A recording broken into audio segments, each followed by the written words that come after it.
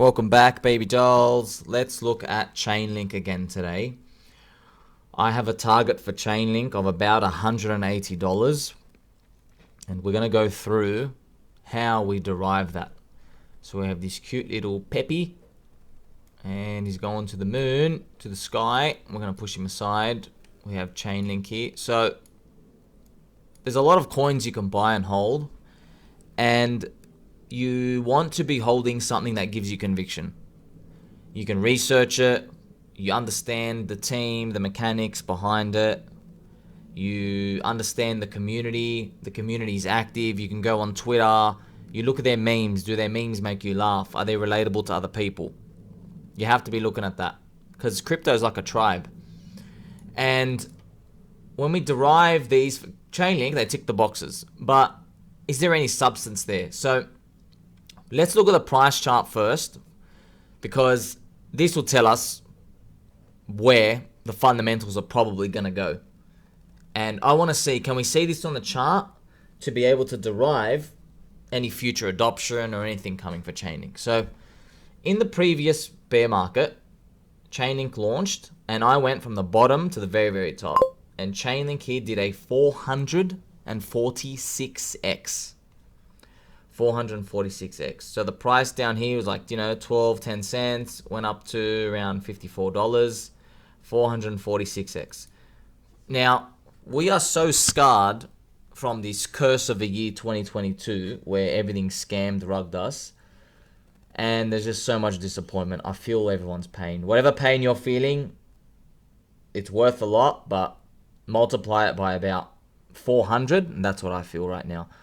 And that's what I've been feeling every day for the past 15 months. So we got 446x in the last bull market. So people will always do this.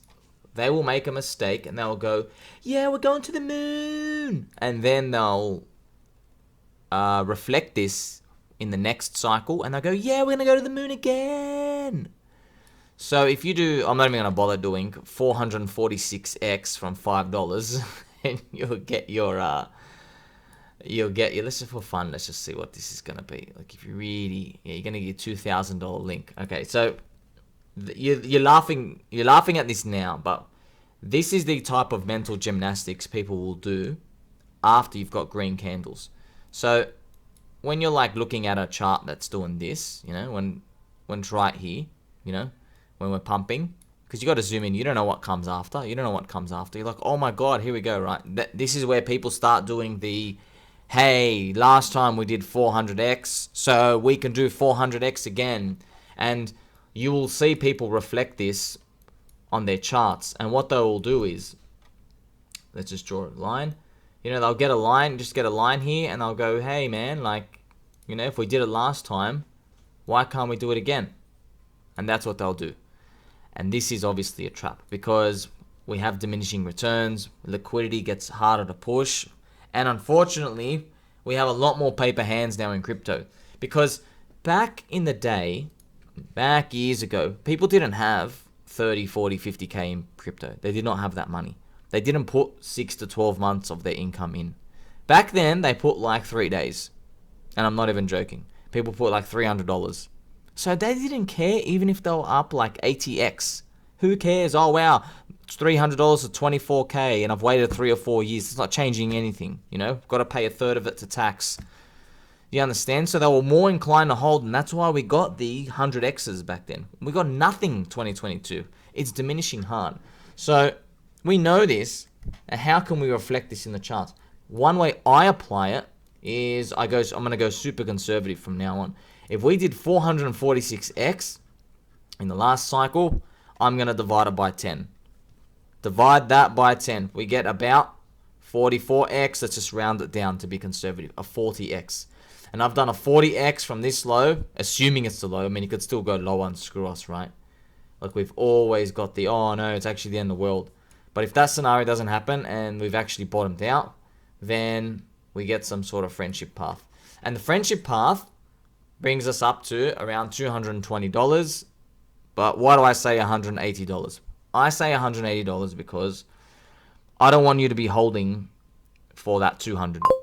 It's such a such a round number that it just scares me. The thought of people waiting for 200, maybe it pokes there for 5 seconds, comes back to 180, 170, and then we float around, and 6 months later it's back down to like 120, 110, and you got to repeat the whole cycle over again. I just don't want you to sit through that. So if we're thinking about $180 from the start, you're more inclined to start peeling off at $140, 5%, 10%, maybe it goes to 150, you get another 20% out, more inclined to do that. You can protect yourself in the future from this disaster that we've actually gone through right now. So I think this is very conservative. Does it have potential to break that $200? It does. But do you really want to take that chance looking at the prices we're at today? Because it's not like this is not like the zombie virus dump for other markets where, you had like 3 days to act. No, you have had 1, 2, 3, 4, 5, 6, 7, 8. You have had 8 months. 8 months down here. 8 months. How much leeway do you want to give yourself when we're up actually at here? Let's get the, if we go up here, maybe we come back down, echo bubble, come back up, come back to the high, and then it's 1 year after Bitcoin halving and we go up and we hit up there. Do you really want to, after seeing this pain, right, after seeing minus 90% here, do you want to just pretend like that can't happen?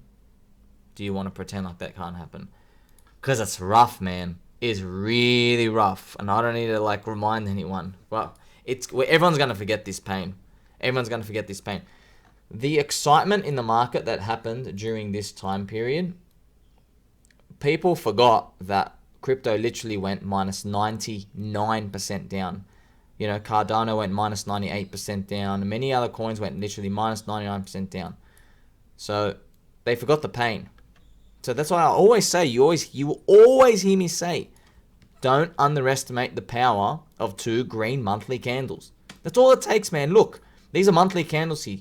Green candle number 1, heart here, and green candle number 2. Bang, that's it. It's like literally, here we go. This started the whole meme part. Just these 2 months.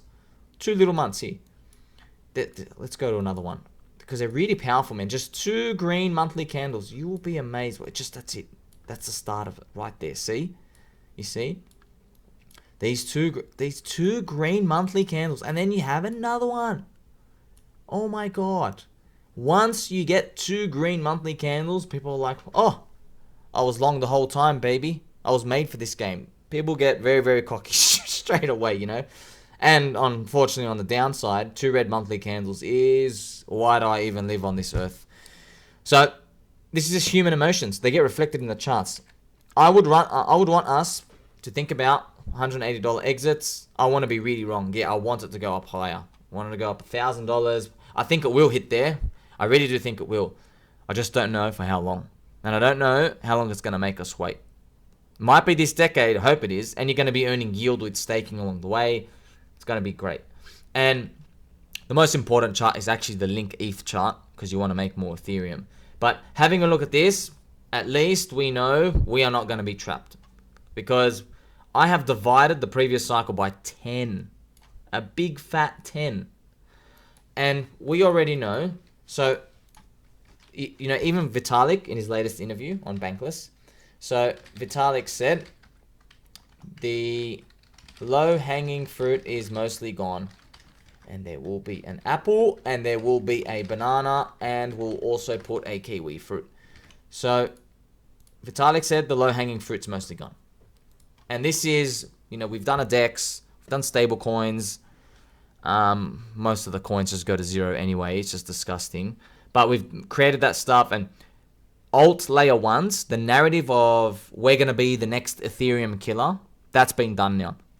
And from my experience, people always want new, flashy, shiny narrative. We never get a resurgence. So that's just something we have to be aware of. So from 2013, the Bitcoin killers, we never had a resurgence of Bitcoin killer narratives. In 2017, Bitcoin killers went up moderately, but they were not the home run. You could have made money one cycle after, but that was it. The Bitcoin killer narrative was dead for 2021. Literally dead. You wasted everything. You wasted everything. So now, if we move to the year 2017, the ICO scams, that was the new one. All right. ICO scams, if you tried to play the ICO narrative in 2021, you got moderate gains, but you did not get home run games. So moderate games was, I don't know, I'm thinking like 8 to 25x around there. And the insane gains, and by the way, there was much less for those ICOs. You had to do them in, and it was harder. You had to do it in launch pads. You had to buy coins, launch pads. It was limited money. There was a lot of like roundabouts to get, you had to KYC. Okay. So, but that was moderate, because the great thing is you could have planned for that. You can plan. And if you did do ICOs, which is what I did, I was doing heaps of ICOs. I did launch pads, right? And you can plan for that. Now, you don't know it's going to get moderate gains back then, but now we've had enough evidence. I think that we can at least make a little bit of a formula for ourselves. And we say, hey, if you're going one cycle after the big narrative happened, you're going to get a diminished return in that, but that's it. No more cycles after that. So I think in the 2025 cycle, the ICO narratives will be worth nothing. Basically, they'll get nothing. I think too many people have lost money. They know how the ICOs work. They're all the grift. The 2021 cycle was memes and Dogecoin stuff.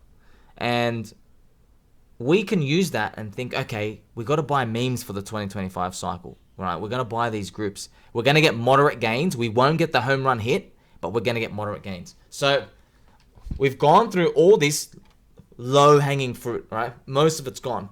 One of the biggest narratives of 2021 was the alt layer 1 chain. So alt means alternative, and layer 1 is Ethereum, right? Smart contract platform. So everything like, let's go through the list. So BNB, FTM, Cardano,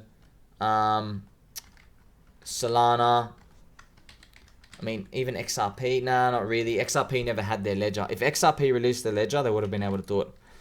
I'm trying to think what else. Polkadot, Atom. What else? You get the point, right? All these alternative layer ones, like all of these. And yeah, I owned every single one, right? So these are gone.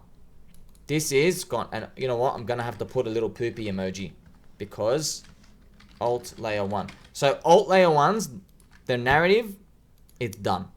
They're not going to be low-hanging fruit anymore. And Ethereum now has layer 2s. So we now have to think, okay, how is the future going to look? We're thinking about Chainlink going on $180. You want conviction in something that doesn't have competition. Look at all these things that are competing against each other. Binance has got to fight with Phantom and Cardano, and then Solana's got to make a comeback, and Polkadot and Atom. All these guys, and many more, they're all fighting just to be second place to Ethereum. The beautiful thing about Chainlink here, CHAINLINK, is that it has no competition. Everyone has to use it. You want to know what's also great about it? What I like? Arbitrum, layer 2 for Ethereum, uses Chainlink. That's a beautiful, beautiful thing, okay? This adoption is being gained. Now, it doesn't reflect in the Chainlink token price, but you don't have to be that gigabrain, right? So what does Elon Musk do for the Chainlink price? Does he go and buy it every day? No, right? Me talking about Doge and having a logo, does that do anything for like cash flow coming in or price to earnings or any of that junk? No, it doesn't. Just more awareness, more branding, more like the more it inserts itself into people's mind that it's a good thing to own, the better. It doesn't actually need to have all this cash flow and stuff coming in. It really doesn't. So the more legit Chainlink is, and it builds this brand name that we're going to see be continued to be fleshed out, the more chances that when other chains try to come online and do other layers and stuff, they're going to be using Chainlink too, because they'll be forced to. Because if you're not using Chainlink, you're not taken seriously. That's what's happening right now. So the fact that I can walk through this story from the start to the end and I can see the world playing out does not mean that the world like this will play out. It just means that I have very high, strong conviction with this. So when Vitalik was talking about the low-hanging fruit, this alt layer 1 and all these other like dexes and all this stuff, that they're gone. They're done now, Next will be, so I'm going to put a gem here. Next will be application layer is the next frontier. And the application layer is going to be tougher than you think, because since it's not a low-hanging fruit, application layer now actually means you got to use your brain. You actually have to use your brain now, because in the alt layer ones, the poopies, you didn't even have to have a good guess as to what its adoption in the future is going to look like. You just knew that's it. Whatever the good stuff they're going to put, it's going to find its way to, say, Binance Chain, Phantom, Cardano, Solana. So like every single chain had an Olympus DAO clone, right? They all have a Uniswap clone. They all have a MakerDAO stablecoin, right, on them. So you didn't need to know all this. You just need to know alt layer 1 is the thing to do. I just got to buy the chain and buy the main core token of it. And you did well. But now that everybody has seen the realities of what it's going to be like since Ethereum is releasing layer 2, the next frontier is this application layer, which is now you actually have to predict what is going to be used by people. Like the specific application. Like you got to pick the next Uniswap now. You can't just be saying, okay, let me just buy the whole chain and whoever invents something cool, it's going to be on there, right? You can't pick that now. You probably can for moderate gains, but we're looking for home run hits, right? So if you want to be lazy, you can do that. But man, we're in here because we're in here for a reason, okay? You want to make the most of it. So application layer. And now obviously the next question will be, what's it going to be? I swear nobody knows, not even close. Nobody knows, all right? No one knows what the next application layer is going to be. They got no idea, And it's nothing. It's not even in your brain or my brain. Okay, not even. It might exist right now, but we have no idea that someone might release an update and they enhance it and it catches traction. We got no idea, man. Maybe it has something to do with NFTs, gaming, metaverse, Uniswap, DEXs. These all already exist. I don't know if someone's going to combine them, but this brings us to the most important point of all: application layer. Application layer. This ties directly to CHAINLINK, because CHAINLINK is an oracle to give you data. Let's go through. Let's check it. CHAINLINK is an oracle to give you data. Okay. CHAINLINK has data sources everywhere. Okay. Has these are little nodes coming out. Little nodes. All right. Everywhere. All this data. And you're going to make an application here. You're going to make your little application, okay? And let's just say it's some sort of, let's say new app. It's going to be a new application, okay? And right now, you get limited information just from the blockchain. But you're going to get CHAINLINK to go, hey man, I need this special data, right? And I need data on, like Phantom Chain for something, okay? And I need Aave data as well. And I'm going to need some Solana data as well, okay? So you're grabbing specific points from CHAINLINK.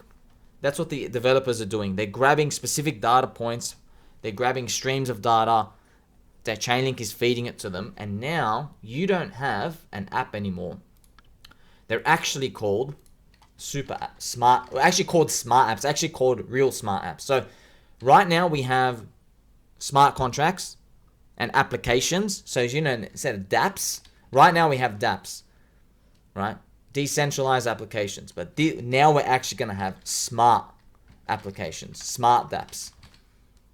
This is actually what makes them smart. So if you listen to Sergey, who's the founder of CHAINLINK, he often say, like, right now, contracts are not smart.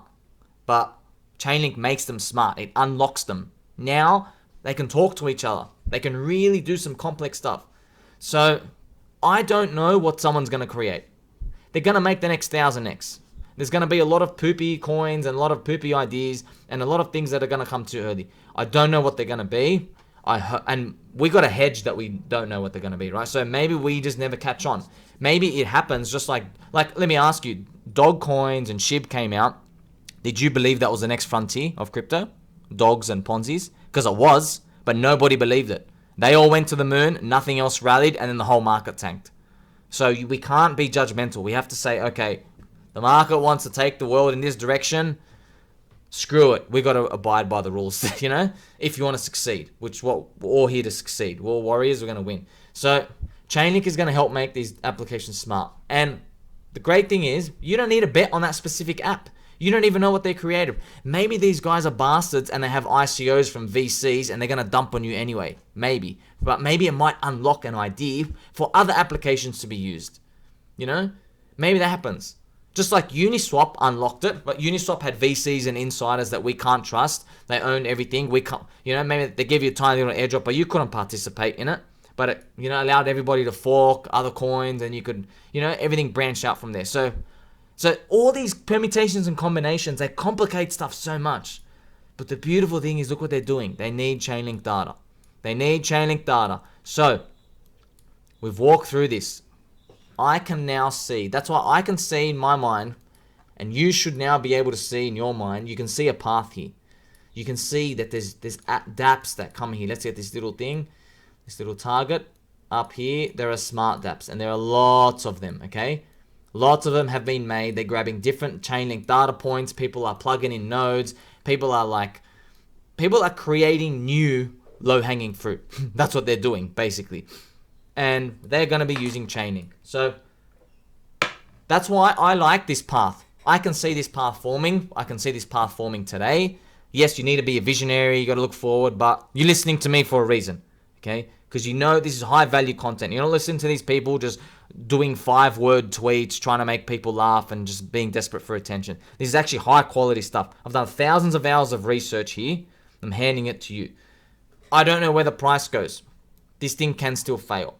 But I like knowing that I can go to sleep every single night and I can see this world playing out. I can. With these other coins and these other alt layer ones, right?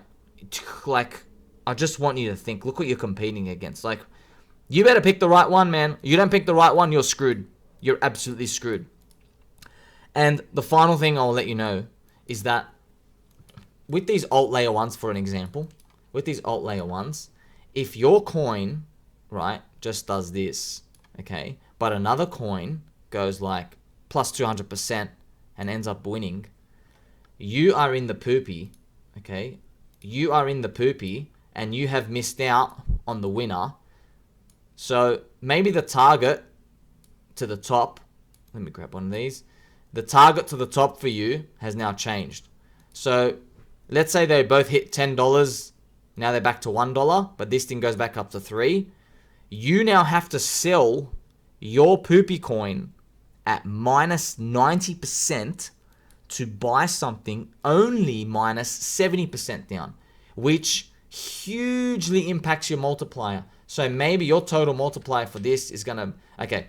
So in the new coin, if you just bought and you did the right thing now, maybe you're gonna get a 30x, okay?